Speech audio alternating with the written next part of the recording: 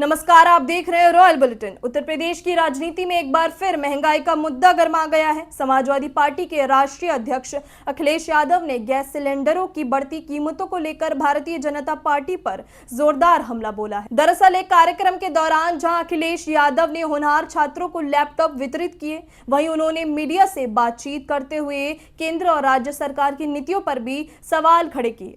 उन्होंने कहा कि आम आदमी पर महंगाई का बोझ लगातार बढ़ता जा रहा है और गैस सिलेंडर के दाम आम परिवारों की रसोई पर सीधा असर डाल रहे हैं। जी हां, अखिलेश यादव ने अपने बयान में यह भी कहा कि सरकार को जनता की समस्याओं पर ध्यान देना चाहिए, लेकिन इसके बजाय केवल प्रचार और बड़े बड़े दावे किए जा रहे हैं। उन्होंने आरोप लगाया कि महंगाई पर नियंत्रण करने में सरकार पूरी तरह विफल रही है और इसका खामियाजा आम जनता को भुगतना पड़ रहा है। सपा प्रमुख ने युवाओं से संवाद करते हुए शिक्षा और रोजगार के मुद्दों को भी उठाया और कहा कि देश का भविष्य युवाओं के हाथ में है, इसलिए उन्हें बेहतर अवसर मिलना चाहिए। वहीं उन्होंने यह भी संकेत दिया कि आने वाले चुनावों में महंगाई एक बड़ा मुद्दा बनने वाला है।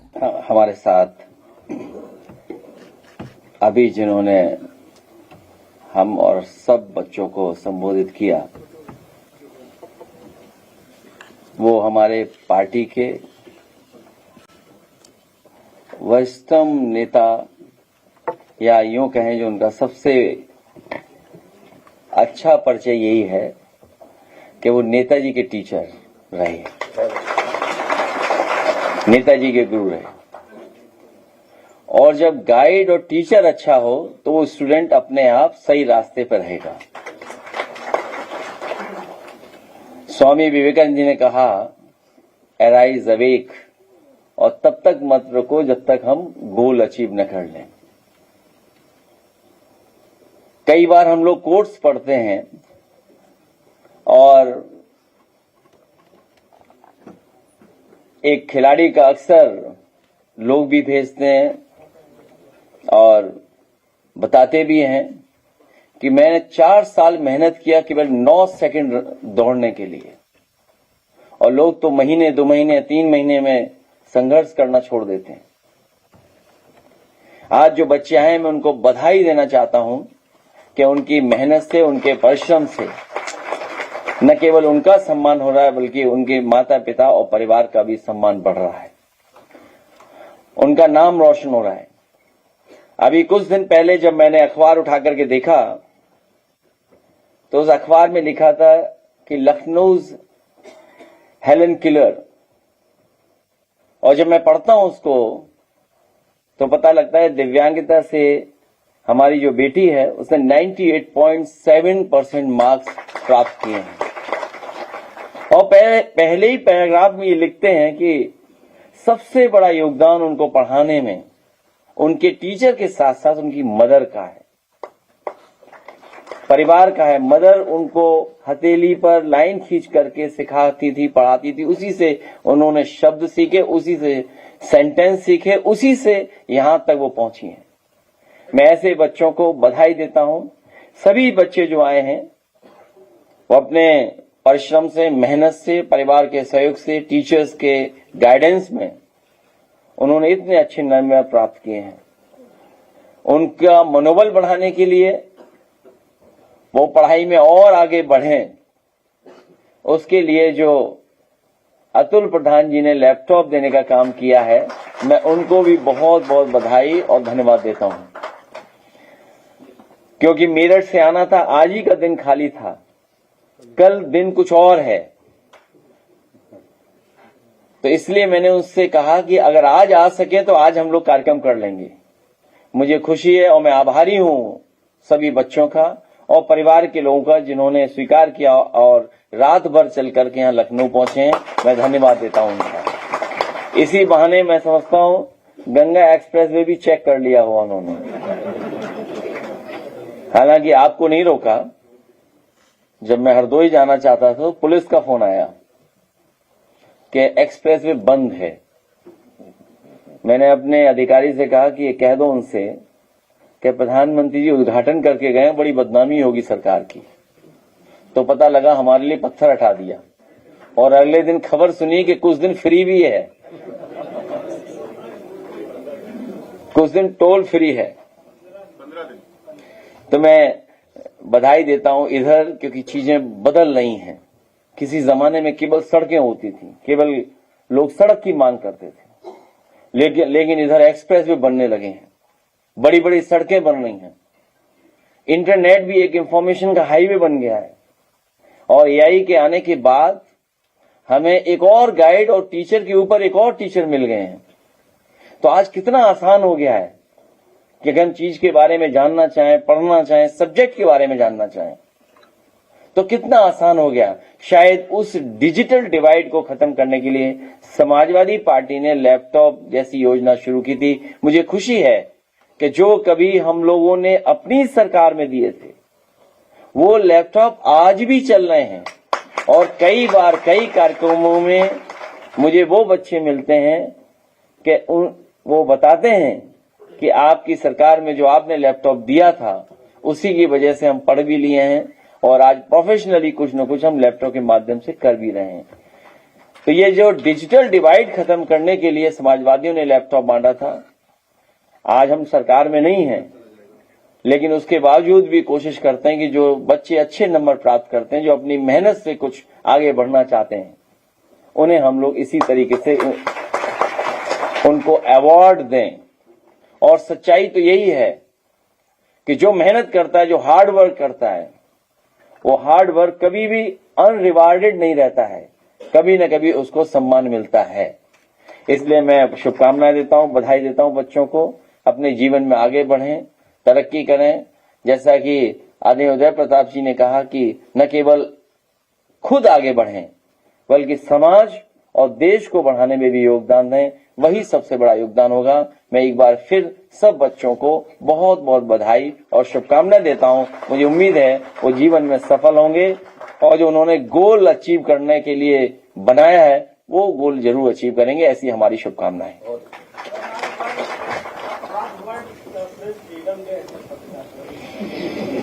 हालांकि आप अपनी ही रैंक पूछना चाहते हो तो मैं क्या बताऊं। मैं जिन बच्चों के पास बैठा हूं वो 98.7% से शुरू होकर के 90s में हैं, और जो अब मार्क्स 100 में से 100 भी प्राप्त किए, ऐसे बच्चे भी हैं। हालांकि आप लोगों को कितने नंबर मिले दुनिया में, शायद 9% तो मिले होंगे नंबर। कितने स्थान पे हो आप? कितने में? 180 में आप? 157। तो कोई गणित का अगर अच्छा हो व्यक्ति बता दे कि कितने % आप हो। बांग्लादेश, नेपाल, पाकिस्तान से भी पीछे। वो इसीलिए है क्योंकि स्वामी विवेकानंद जी को ठीक से नहीं पढ़ रहे हो आप। और भारतीय जनता पार्टी की जो झूठ की सोम पपड़ी है, सोम पपड़ी तो खाई होगी ना, एक झूठ परत के ऊपर दूसरी झूठ परत चढ़ा देते हैं वो।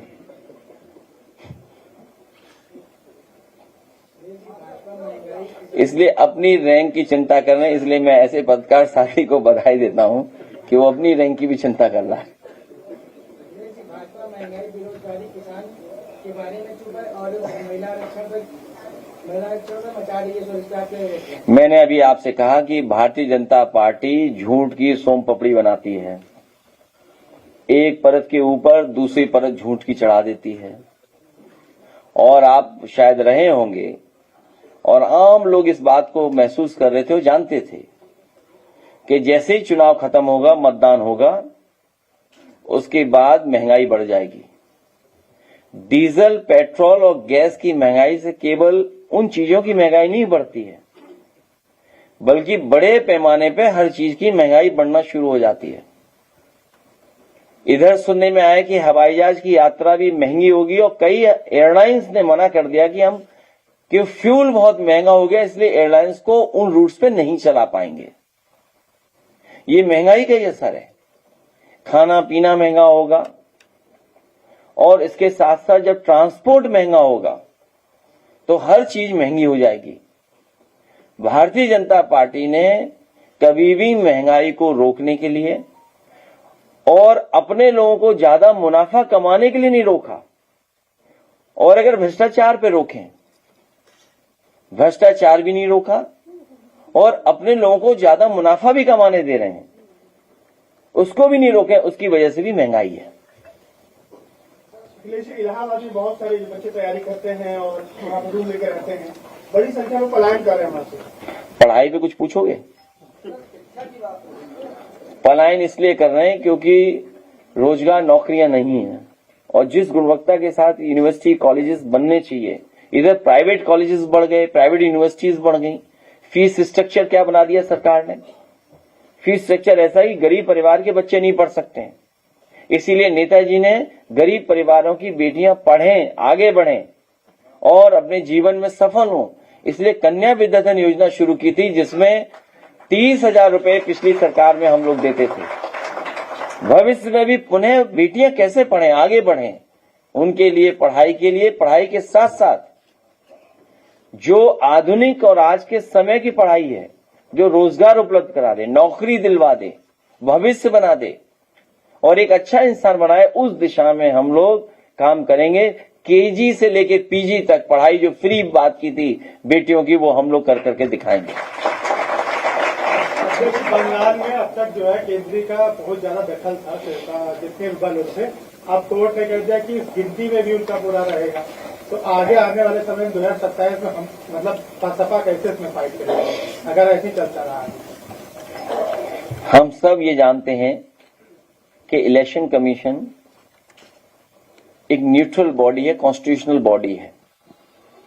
वो किसी के साथ भेदभाव नहीं करेंगे, निष्पक्ष रह करके लोकतंत्र को मजबूत करेंगे, ऐसा हमारा आपका सबका मानना है। कॉन्स्टिट्यूशनली यही हम मानते हैं।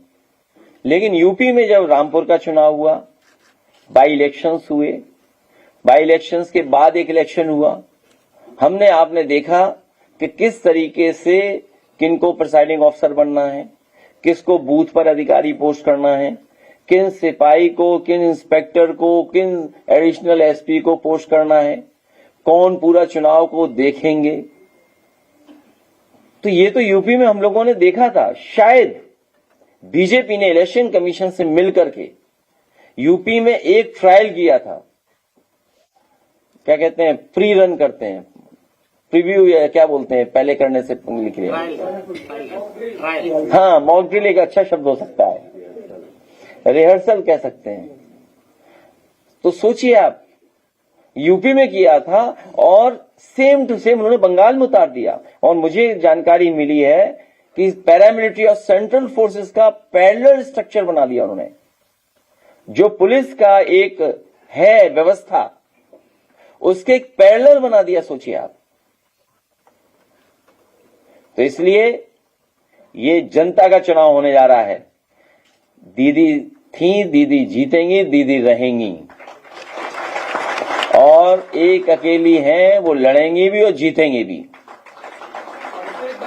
बयान आया है इसी पर, उन्होंने कहा कि बक्सा को आगे बढ़ाते हुए कि कुछ गुजराती लोग बंगाल को कब्जा करना चाहते हैं और ये हम ऐसा होने नहीं देंगे। क्या कहेंगे, बोल रहे हैं? अब ऐसे तो हम ये कहते हैं कि भगवान श्री कृष्ण हमारे मथुरा वृंदावन से द्वारका चले गए थे, लेकिन कुछ सच्चाई तो है। कल अलर्ट आया सबके मोबाइल पर, देखो टेक्नोलॉजी कितनी स्मार्ट है, टेक्नोलॉजी की रीच क्या है। और बता रहे हैं कि अगर आपने रिंग ऑफ कर रखी है, मोबाइल ऑफ है, तब भी आपको अलर्ट मिलेगा। टेक्नोलॉजी की पेनिट्रेशन कितनी है सोचिए। मैं दावे के साथ कह सकता हूं, जो पत्रकार साथी सवाल पूछ रहा है, उसके बैक एंड में आउटसोर्स उन्हीं लोगों को मिल गया होगा काम। बात समझे? सब ठीक है। और फिर आप बताइए, स्मार्ट मीटर, अगर स्मार्ट मीटर में ये बेईमानी हो सकती है तो ईवीएम में क्यों नहीं हो सकती? या देखिए, मोबाइल ऑफ है आपका, ऑफ है मोबाइल, रिंगर ऑफ है, तब भी मोबाइल में अलर्ट आएगा। ये सोचो किस बात की तैयारी है। ये आपके अंदर फियर क्रिएट करना चाहते हैं। पूरी बीजेपी फियर क्रिएट करके चुनाव लड़ती है, डरा करके आपको।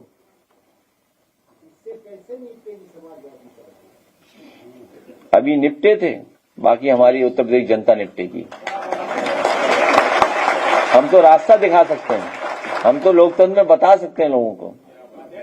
इस बार जनता निपटेगी और मैं जानता हूं आप भी निपटोगे। और ये बात तो सोचिए, सब निपटने के लिए बैठे हैं और आपको नहीं दिखाई दे रहा। जिन्हें हटाना है उनके अलावा सब हटाने पहुंच गए हैं। सुनने में आया है कि अगर कुछ न मिले तो हमें विभाग ही अच्छा मिल जाए, क्योंकि 6-7 महीने में चलो काम बन जाएगा, कि अगर हम कुछ नहीं बन पाए तो हमें विभाग ही अच्छा मिल जाए। ये बात तो समझ रहे हो गया? अच्छा, आग लगाने वाले मसाले नहीं ढूंढ पाए, और बताइए कितना झूठ है। जो चीज पार्लियामेंट में पास हो गई, जो कानून बन गई कि आरक्षण लागू है, लेकिन उसके बाद भी आंदोलन चल रहा है। बताओ किसको झूठ की परत चढ़ा रहे हैं, किस पे चढ़ा रहे हैं लोग? नहीं, नोटिफाइड हो गया। जिस दिन उन्हें लगा कि वो हम नहीं जीत सकते तो नोटिफिकेशन हो गया। और आप सब जानते हो, इसीलिए तो 147 पे कितने पे हो? 157। अगर सच बोलने लगो तो ऊपर हो जाओगे थोड़े। अगर आप इसी पे पोल खोल दें, हम तो अपने पत्रकार साथियों से कहेंगे रैंकिंग बहुत खराब है आपकी। अगर आप रैंकिंग ठीक करना चाहते हैं तो आज ही से सच बोलने लगो, आज ही से रैंकिंग ठीक हो जाएगी। कि आप महिला विधेयक पे सीधा तर्क दीजिए कि भाई क्या हो रहा है, बताइए आप। केवल महिला आरक्षण पे अगर आप सच बोलने लगे, नहीं उतना ऊपर नहीं जाने देंगे। दो स्टूल वाला जो कोर्स है उसके बाद लगातार तो क्या आ रहा है, क्या आ रहा है उसमें? कहा जा रहा है कि 2045 में सपा साफ हो जाएगी। क्यों नहीं समझते? मैं कितनी बार बताऊं आपको? हाँ, क्या क्या बोला बताऊं? उसमें लिखा है कि फर्जी पीडीए पर रोकने की कोशिश है। 2027 क्या 2045 तक साफ हो जाएगी। आप समझते नहीं बात। वो अपने कुर्ते का साइज बता रहे हैं कि इतना बड़ा है, हो गया 2047 तक। बीच का भूल गए ना, पहले तो 27 के बाद और भी बोलते थे। अब देखो, दिल्ली से स्टूल मिलता है, कुर्सी फिर मिलती है कुछ। ये देखिए, बीजेपी का टारगेटेड कैंपेन एंड प्रोपेगेंडा है। मुझे याद है कि मैं एक अंग्रेजी गाना सुनता था, तो उसमें आता है कि अगर किसी को बदलना है तो मैन इन द मिरर को बदलो सबसे पहले। और शायद गांधी जी ने भी इसी तरह कहा, अगर जो बदलाव आप देखना चाहते हो दूसरे में, वो बदलाव अपने आप में करो पहले। जो हमें बोलते हैं, कभी वो आईने में देखते हैं कि माफिया उन्हें दिखता है कि नहीं दिखता आईने में माफिया? मोबाइल क्या देख रहे हो?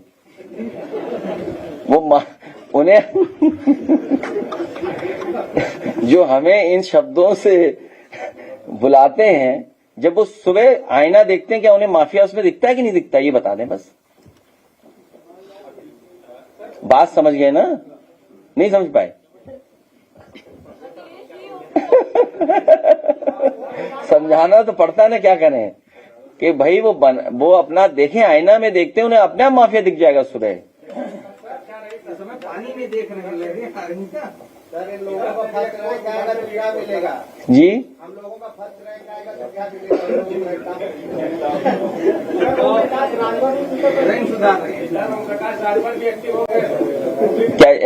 क्या पूछिए? हमने कहा सर कि हम लोगों को फर्स्ट रैंक आएगी तो समाजवादी पार्टी का एक स्कीम चलाएंगे, कैश लेस लैपटॉप बैग। इसमें लेस को हिंदी में समझिए, हैं? तो उसको हिंदी में समझिए, ठीक है? कैश को अंग्रेजी में, लेस हिंदी में समझिए, लैपटॉप बैग भर के देंगे आपको। विद्यार्थियों का मनोबल बढ़ा रहे हैं और भाजपा सरकार विद्यालय बंद करने 41,000 अभी प्राइमरी स्कूल हैं जो आए हैं, उसमें एक भी बच्चे का एडमिशन नहीं हुआ। और जो ऑफिशियल रिकॉर्ड ये कहता है कई हजार, 27 या 21,000 प्राइमरी स्कूल बंद हो चुके हैं। तो अगर हम 21,000 और 47,000 मान लें तो इतने तो प्राइमरी स्कूल बंद हो गए। मैं बहुत जल्दी आपको कोशिश करूंगा, आंकड़े इकट्ठे कर रहा हूं, अगर बोल दूंगा यहां तो वो आंकड़े नहीं इकट्ठे करने देंगे।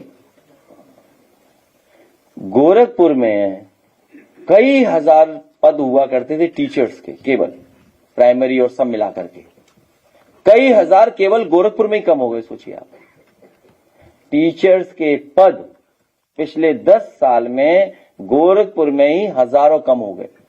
तो आप इससे तुलना कर सकते हैं और इस डिस्ट्रिक्ट में क्या हालत हुई होगी, या पूरे स्टेट में कितने टीचर्स की जो वैकेंसी थी वो टीचर्स की कितने कम हो गए टीचर्स।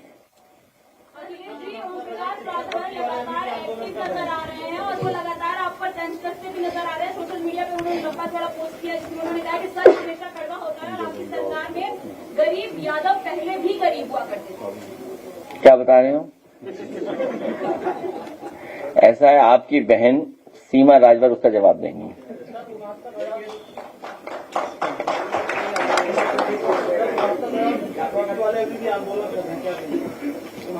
उन्हें राहत, उनकी मदद, उन्हें न्याय समाजवादी सरकार में ही मिलेगा।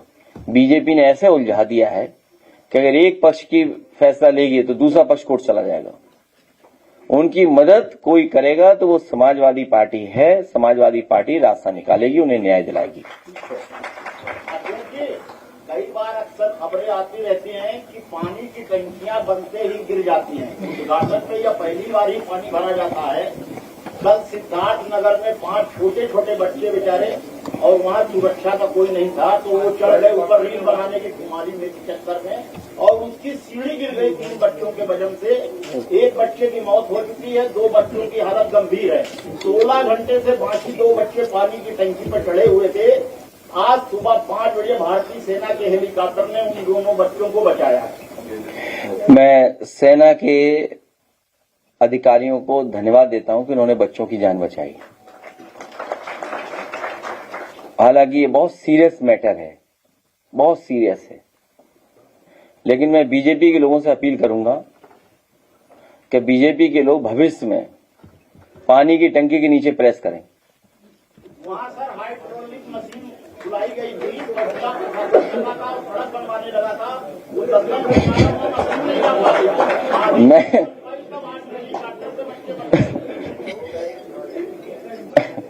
मैंने कहा आपसे कि भविष्य में भारतीय जनता पार्टी पानी की टंकी के नीचे प्रेस करें और टंकी में पानी भर दें।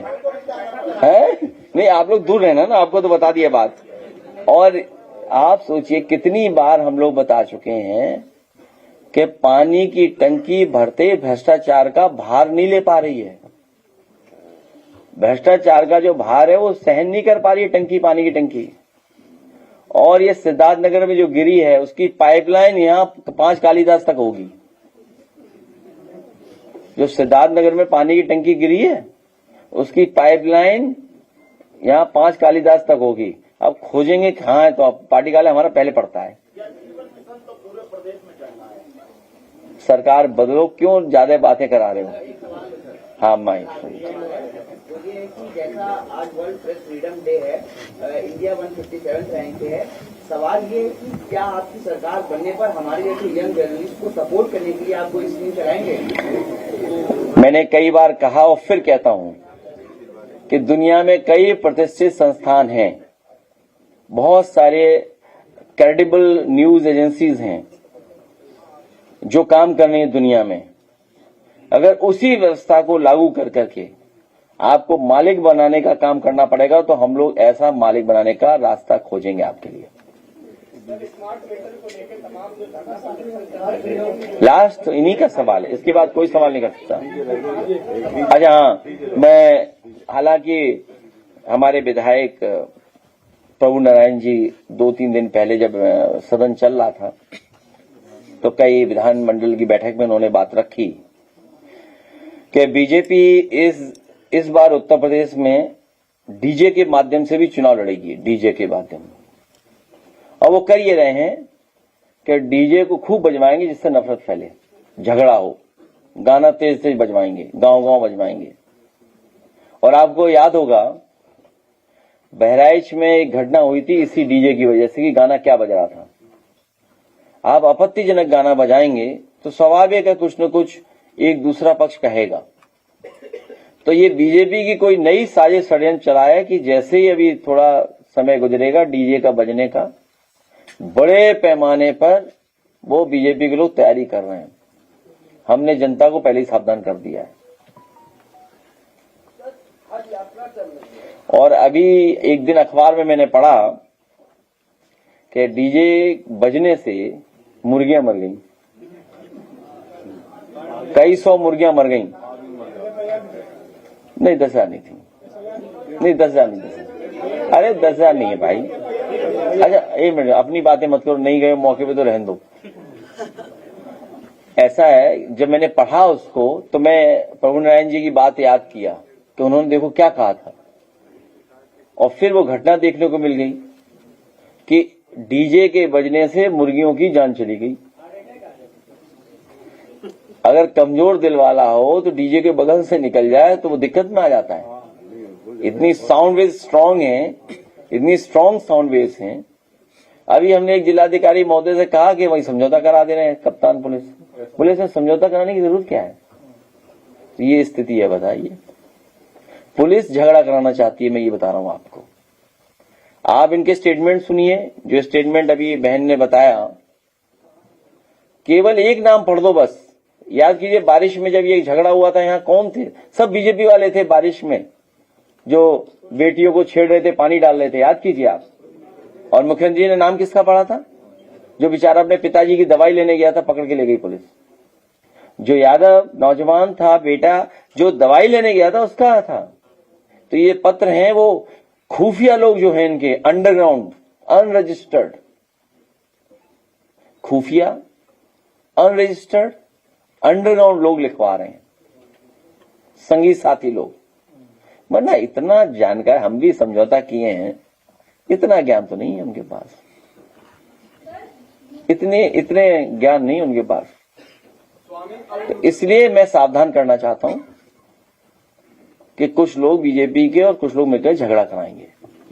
और जितनी भी घटनाएं हो रही हैं आप देखिए किनके नाम आ रहे हैं, किसका नाम बोल देते हैं लोग। 2 नाम छिपा लेंगे, 3 नाम छिपा लेंगे, और इसी व्यवहार की वजह से, क्योंकि न्याय नहीं मिल रहा है, सरकार में न्याय नहीं मिल रहा है, थाने से कहीं भी। अभी जो बनारस की घटना हुई, जो प्रधान संसदीय क्षेत्र है या जिला है जहां से प्रधानमंत्री है, सोचिए एक की जान गई कि नहीं गई? एक ही जान ले ली लोगों ने कि नहीं ले ली? ये सरकार की वजह से हो रहा है सब कुछ। अब उस परिवार को कौन न्याय दिलाएगा? अभी एक बेटी जो आना था, फतेहपुर की जो बेटी जिसके साथ गलत घटना हुई, उसके परिवार के लोग लाकर के मिलाना चाहते थे। पूरी पुलिस लगी हुई है वहां पर, पूरा प्रशासन लगा हुआ है वहां पर कि परिवार से कोई मिल ना ले। बताइए आप। वो तो मुझे याद है, और उसमें दोनों मुझे नेताओं के भी स्टेटमेंट याद हैं। और जो पीड़ित परिवार को जेल किया गया अपने यादव समाज के लोगों को, रुक जाइए, बैठ जाओ। उसमें एक राज्यसभा के एमपी, उन्होंने ठीक कहा कि अगर न्याय ही नहीं मिलेगा तो हम ये कर देंगे, सरकार की पोल खोल देंगे। राज्यसभा सांसद जिन्होंने सीट खाली की, जिसकी वजह से वहां से मुख्यमंत्री चुने गए, इस घटना के बारे में कहा कि अगर उस परिवार को न्याय नहीं मिलेगा तो हम सरकार की पोल खोल देंगे। मैं अपने पत्रकार साथियों का बहुत बहुत धन्यवाद देता हूं, बहुत बहुत आभार प्रकट करता हूं। शंकराचार्य जी अपनी यात्रा शुरू कर रहे हैं, उनको बहुत शुभकामनाएं, बधाई। हमारे पूजनीय शंकराचार्य सनातन धर्म का प्रचार करते हुए निकलेंगे। आदरणीय राष्ट्रीय अध्यक्ष जी, मंच पर बैठे सभी माननीय सम्मानित हमारे नेतागण और प्यारे बच्चे जिनको आज अखिलेश जी ने प्रोत्साहित किया है ये सम्मान देकर, मैं पहले तो अखिलेश जी को बधाई देता हूं और उन सब बच्चों को बधाई देता हूं। और मुझसे मैं एक बात कहना चाहता हूं। आज मैं जीवन भर अध्यापक रहा, और मैंने एक बार हम लोग निराला जी से मिलने गए थे, महाकवि निराला। तो उनके जब पैर छुए तो उन्होंने एक आशीर्वाद दिया कि आपकी जिंदगी सार्थक हो, सफल हो और सार्थक हो, सफल हो और सार्थक हो। हम उस समय सफल और सार्थक का अंतर नहीं जानते थे कि सफल क्या होता है, सार्थक क्या होता है। तो डॉक्टर सुमंगल सिंह सुमन जो जैन यूनिवर्सिटी के वाइस चांसलर थे, वो हमारे साथ थे। तो हमने उनसे पूछा, हमने कहा आदरणीय हमको इसका, ये तो जब इतने विद्वान बनने हमको कहे तो इनमें अंतर तो जरूर होगा। तो उन्होंने एक बहुत अच्छी बात हमको बताई, सफल आदमी तब होता है जब अपने लिए कुछ कर लेता है पढ़ लिख के, लेकिन सार्थक तब होता है जब देश के लिए और समाज के लिए कुछ। तो हमको केवल सफल नहीं बनना है। मैं आज इन बच्चों को ये संदेश देना चाहता हूं जो निराला जी ने दिया था कि हमें जिंदगी में केवल सफल नहीं बनना है, सार्थक भी बनना है। सभी बच्चे बड़े प्रतिभा संपन्न हैं। एक बच्ची ने तो कविता सुनाई तो वो हमारे कुल में शामिल हो गई। मुझे इस बात की बड़ी खुशी है, मैं उसे बहुत बहुत बधाई देता हूं। अच्छी कविता थी। लेकिन एक बात मैं पूछना चाहता हूं, बच्चों में से पूछना चाहता, पीछे बैठे बच्चे नहीं तो सामने होते तो जैसे अध्यापक का होता तो बच्चों से प्रश्न करते हैं, तो मैं पीछे बैठे बच्चों से प्रश्न करता हूं कि एक आपने कहावत सुनी होगी, child is the father of man. आप सबने सुनी होगी। इसके अर्थ तो ये होते हैं कि बच्चा जो होता है वो आदमी का बाप होता है। आपको अजीब नहीं लगता? इसका असली अर्थ क्या होता है? कौन बता सकता है? अगर कोई इसमें मैं 10 सेकंड का समय देता हूं, कोई सोच के बता सकता है? आपसे नहीं, बच्चों से पूछ रहे। ये नहीं है, ये इसका अर्थ नहीं है। आप भी गलत हैं। अच्छा, अब मैं समय कम है, इससे टिकट का कोई संबंध नहीं। तो इसका सीधा सा अर्थ क्या है? ये आप इसका सीधा सा अर्थ ये है कि एक अंग्रेजी में दूसरी कहावत है कि childhood shows the man as morning shows the day. जैसे सुबह से पता चल जाता है कि आज दिन कैसा रहेगा, ऐसे होनहार बिरबान के होत चीकने पात। जो बच्चा बचपन में प्रतिभा संपन्न होता है वो आगे चल के बड़ा आदमी बनता है। तो लेकिन इसके पीछे जो child is the father of man का अर्थ है कि बच्चों में, जैसे एक छोटा सा पेड़ है, अभी पूरा नहीं फला, उस पर आप आ लिख दीजिए तो पेड़ जितना उसका तना बड़ा होता जाएगा वो आ बड़ा होता चला जाएगा। इसका अर्थ child is the father of man का अर्थ ये है कि बच्चों में जो संस्कार आप बचपन में डाल देंगे तो उसकी उम्र के साथ साथ वो संस्कार बढ़ते चले जाएंगे। एक आदमी को फांसी की सजा हुई, उससे पूछा चोरी के इल्जाम में, क्या डकैती चोरी के इल्जाम में कुछ सजा मिली, तो उससे पूछा कि तुम्हारी उसे फांसी हो रही थी, कोई आखिरी इच्छा? बोले अपनी माँ से मैं कहना चाहता हूँ कुछ, तुम्हें कान में बात करूंगा। तो उसने माँ का कान काट लिया। तो लोगों ने पूछा ये क्या किया? बोले मैं जब बचपन में जब मैंने पहली चोरी की थी तभी ये मुझे अगर रोक देती तो मैं इतने बड़े चोर नहीं बनता इतना आगे। जो संस्कार आप डाल देंगे, अच्छा डाल देंगे तो, और बुरा डाल देंगे तो। इन बच्चों से मैं एक ही और बच्चों के गार्जियन से कहना चाहता हूं कि ये बच्चे बड़े होनहार हैं। इनको जितना आप इनको अच्छे संस्कार देंगे उतना ही ये विकसित होंगे। और याद रखिएगा कि बच्चे जितना किताबों से सीखते हैं उतनी अपनी बड़ों की नकल करके सीखते हैं। एक अध्यापक कैसे चलता है, कैसे फिरता है, कैसे बोलता है, इसका एक बच्चे पर असर होता है।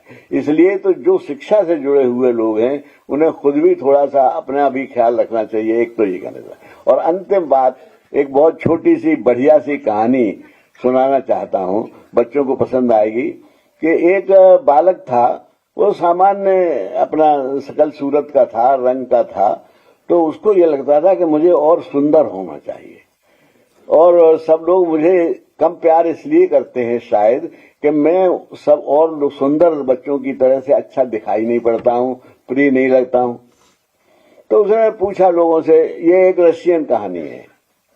अरे तो उसने पूछा कि भाई कोई हमारे सूरत है कि हम सुंदर बन जाए? तो उन्होंने कहा कि एक लेक ऑफ ब्यूटी है फला फला पर्वत पर, एक सुंदरता की झील है, उसमें जो कोई नहा लेता है वो सुंदर हो जाता है, तो तुम चले जाओ वहां। तो वहां गए तो वहां एक बुढ़े बैठे हुए थे। उन्होंने कहा कि हमारी एक शर्त है, इस झील में वही नहा सकता है जिसने 6 महीने तक मानवता की निस्वार्थ सेवा की हो, बिना स्वार्थ के किसी के। तो पहले आप जाइए और 6 महीने तक आप सेवा करिए, उसके बाद उसमें नहाने का आपको मिलेगा। वो 6 महीने बाद गया तो उन्होंने कहा कि नहीं यार, वो बढ़ गई है डेट, वो म्याद, अब 6 महीने नहीं साल भर हो गई, 6 महीने और करे आओ। तो वो 6 महीने तक, वो साल भर तक उसने अपने गांव में आके बीमारों की मदद की, किसी बच्चे को पढ़ा दिया, किसी का घर खाना ले आया, किसी का सामान बाजार से ले आया, किसी की दवा ले आया, और मुफ्त सेवा करता रहा। अब उसका जब साल भर का बाद आया चलने का नंबर, तो उसने बताया कि हमें तो वहां नहाने जाना है। तो साले रोने लगे। उन्होंने कहा कि नहीं, आप चले जाओगे तो हमारा क्या होगा, कल से हमें कौन मदद करेगा। तो उसने कहा अच्छा चलो मैं अब नहीं जाता हूं। तो वो जो स्वामी जी जो थे, झील के मालिक जो थे, वो आए उतर के खुद और कहा कि यार तुम चल नहीं रहे, तुम्हारा कल का दिन है और वहां पर बड़ा क्यू लगा हुआ है। उसने कही अब मुझे नहीं नहाना है, मैं यहीं बैठकर, जब मुझे इतना लोग प्यार कर रहे हैं तो मैं उस सुंदरता का क्या करूंगा लेकर। इस कहानी का शीर्षक था handsome is he who handsome does. सुंदर वो है जो सुंदर काम करता है। तो ये जो कहानियां जो हैं हमारे इन बच्चों को, ये मैं इसलिए बता रहा हूं कि ये बच्चे इनको सीख के और आगे चल के ये बहुत कुछ बन दे सकते हैं। और हमारे समाजवादी पार्टी का सदैव से ये उसूल रहा था कि समान शिक्षा जो होगी, शिक्षा होगी एक समान, तभी बनेगा हिंदुस्तान। इसका मतलब ये था कि गरीबी और अमीरों की वो शिक्षा में फर्क नहीं होना चाहिए। और मैं अपने राष्ट्रीय अध्यक्ष जी के विजन की तारीफ करता हूं कि सन 12 में जब पहली बार वो मुख्यमंत्री हुए, तब उन्होंने ये लैपटॉप देना शुरू किया। और इसलिए देना शुरू किया कि गरीब लोगों के पास, जो टेक्नोलॉजी के जमाना है, बिना लैपटॉप के पढ़ाई का संभव नहीं था मामला। तो लेकिन उस दृष्टि को जो दूसरी सरकारें आई उन्होंने उस तरह स्वीकार नहीं किया। अब ये एक बहुत छोटा सा काम की है, लगता है कि भाई कुछ 25-30 लड़कों को दे दिए, 50 को दे दिए, पहले 100-200 को दे दिए, लगता है छोटा, लेकिन काम कभी छोटा नहीं होता है। एक चिड़िया जो थी वो एक जंगल में आग लग गई। एक कहानी सुन लीजिए और मैं उसके साथ ही समाप्त कर दूंगा। एक जंगल में आग लग गई थी, चिड़िया अपनी चोंच से पानी डाल रही थी। लोग हंसने लगे, मेरी चिड़िया बड़ी बेवकूफ है, चोंच के पानी से जंगल की आग कैसे बुझेगी। तो चिड़िया ने क्या कहा मालूम है? चिड़िया ने कहा कि मैं इसलिए नहीं पानी डाल रही हूं कि आग बुझ जाएगी, मैं इसलिए पानी डाल रही हूं कि आग बुझाने वालों में मेरा नाम लिखा जाएगा। हम आग लगाने वालों में नहीं, आग बुझाने वालों में नाम हमारा हो। ये हमारी जीवन की सार्थकता है, जिस सार्थकता से मैंने शुरू किया था, इसलिए आज उसी तरफ प्रोत्साहित किया है माननीय राष्ट्रीय अध्यक्ष जी ने। अपनी जो उनकी दूरदृष्टि है उससे उन्होंने, इसलिए मैं उनको भी बधाई देता हूं और सारे बच्चों को और उनके जो गार्जियन हैं और एमएलए साहब मेरठ के, इन जिन्होंने ये सब व्यवस्था की है, बधाई देता हूं। बहुत बहुत धन्यवाद। जय समाजवाद, जय हिंद। इस बयान के बाद राजनीतिक गलियारों में हलचल तेज हो गई है। अब देखना होगा कि बीजेपी इस पर क्या जवाब देती है और क्या यह मुद्दा आगे और तूल पकड़ता है। अगर आपको ये खबर महत्वपूर्ण लगी हो तो वीडियो को लाइक करें, चैनल को सब्सक्राइब करें और बेल आइकन को जरूर दबाएं ताकि हर बड़ी राजनीतिक खबर आप तक सबसे पहले पहुंचे। फिलहाल के लिए इतना ही। जुड़े रहिए रॉयल बुलेटिन के साथ।